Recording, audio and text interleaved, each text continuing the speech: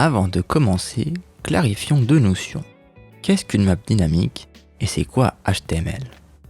Une map dynamique est une version d'une map dans laquelle une personne pourra naviguer dans celle-ci de manière libre, sans posséder le logiciel MyManager. Elle pourra ainsi ouvrir et fermer les branches, consulter les hyperliens, pièces jointes, notes et commentaires qui sont sur cette carte et donc la parcourir comme bon lui semble. Par contre, elle ne pourra rien éditer dans cette map. Les maps dynamiques ne permettent que la consultation. Le HTML est tout simplement un langage de programmation. C'est le langage de base qui est utilisé par exemple dans tous les sites web que vous connaissez. La dernière version de ce langage, le HTML5, est une évolution lui permettant d'embarquer plein d'éléments comme des animations et des médias avec lui, ce qui a pour avantage de tout centraliser dans un seul fichier.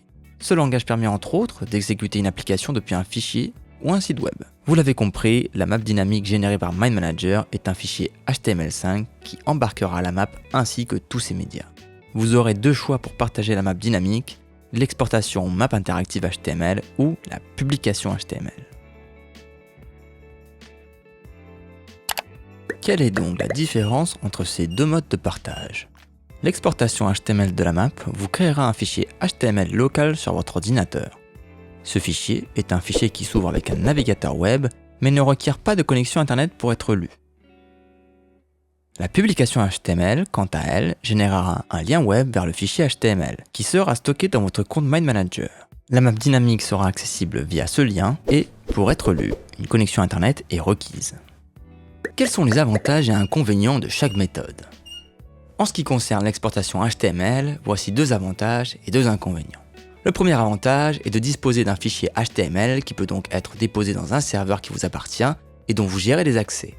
Deuxième avantage, vous pouvez exporter votre map à des moments différents et donc avoir une sorte d'historique de la map comme si c'était des sauvegardes de version. Par contre, les deux gros inconvénients sont: premièrement, le poids. Étant un fichier local, un HTML comportant des médias peut facilement dépasser les 10 mégas, ce qui est la limite moyenne d'envoi de fichiers par mail. Et ensuite, le fait qu'à chaque modification de votre map, vous devrez générer un nouveau fichier si vous souhaitez que l'exportation reste à jour par rapport à votre map. En ce qui concerne la publication HTML, voici deux avantages et deux inconvénients. Premier avantage, vous ne dépendez plus du poids du fichier car il est stocké dans votre compte MyManager. Deuxième avantage, vous pouvez facilement mettre à jour la publication.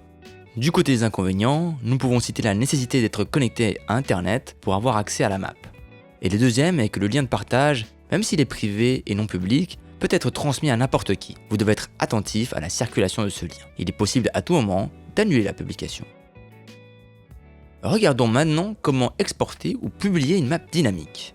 Il est important de souligner une caractéristique commune pour le partage. Lors de l'exportation ou de la publication, la map sera publiée dans l'état d'affichage où elle est. Pensez donc à replier ou déplier les branches que vous souhaitez rendre visibles lors de l'ouverture de la map dynamique. Si votre map est filtrée, elle le sera aussi dans la version dynamique, mais celui-ci pourra être désactivé par la personne qui consulte la map.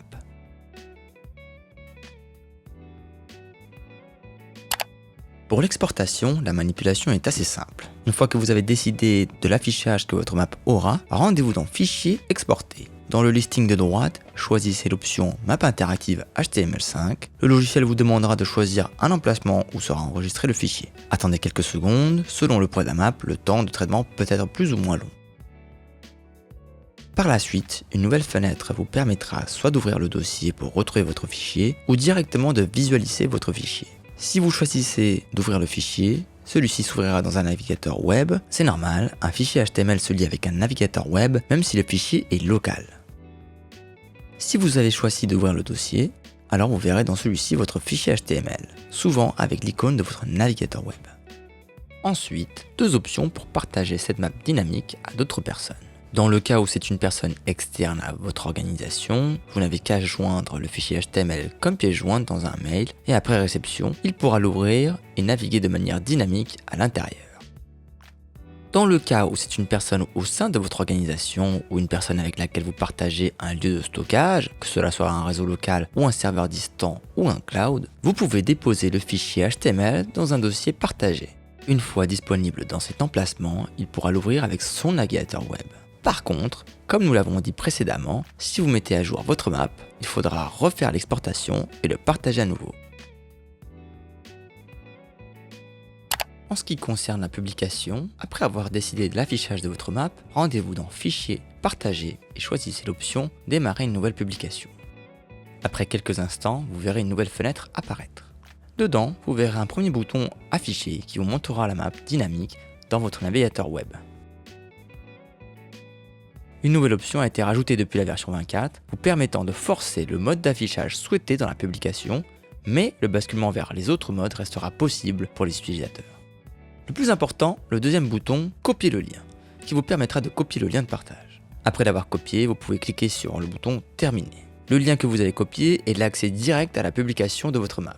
Pour partager ce lien, rien de plus simple. Collez le lien dans le corps d'un mail ou collez-le dans une discussion chat avec les personnes auxquelles vous souhaitez partager votre map.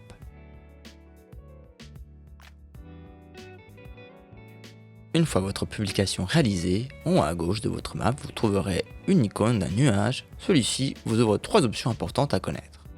La première est de mettre à jour votre publication. Si les nuages passent en orange, cela veut dire qu'il y a un décalage entre la version publiée et celle que vous voyez à l'écran. En gros, que vous avez apporté des modifications à votre map qui ne sont pas dans celle publiée. En cliquant sur le nuage, vous pouvez cliquer sur Publier la mise à jour et la publication sera mise à jour sans changer votre lien de partage.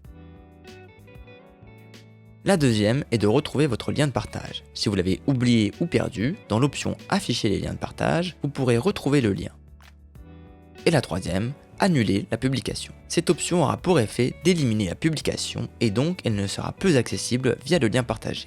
Attention, une fois cette annulation effectuée, le lien est perdu pour toujours. Si vous republiez la map, vous obtiendrez un nouveau lien. En ce qui concerne la publication, nous avons une vidéo dédiée à toutes les options avancées qui détaille aussi la gestion des maps publiées. En conclusion, exporter ou publier une map génère tous deux un fichier HTML qui est une map dynamique, lisible, sans MindManager. La principale différence étant que l'exportation vous crée le fichier en local et la publication envoie le fichier dans votre compte MindManager et vous génère un lien de partage. Bon mapping!